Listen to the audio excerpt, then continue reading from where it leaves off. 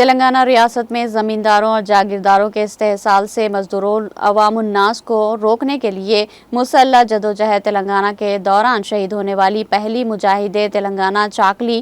ایلما کی 130ویں سالگرہ تقریب آج مختلف تنظیموں کی جانب سے ضلع سدی پیٹ کے گجویل ٹاؤن اور حلقے کے بیشتر مقامات پر روایتی جوش و خروش کے ساتھ منائی گئی، جس میں مختلف سیاسی جماعتوں سے وابستہ قائدین اور عوام کی کثیر تعداد نے شریک ہو کر بھرپور خراج عقیدت پیش کیا۔ موضع میٹراج پلی منڈل گجوال میں تعمیر کیے گئے چاکلی ایلما کے مجسمے کی بھارت راشٹریہ سمیتی پارٹی امور انچارج سابقہ صدر جنگلات کارپوریشن وی پرتاپ ریڈی نے مقامی قائدین کے ہمراہ شریک ہو کر نقاب کشائی انجام دی اور اپنے خطاب میں کہا کہ چاکلی ایلما کی شہادت ناقابل فراموش ہے، جس کو مد نظر رکھتے ہوئے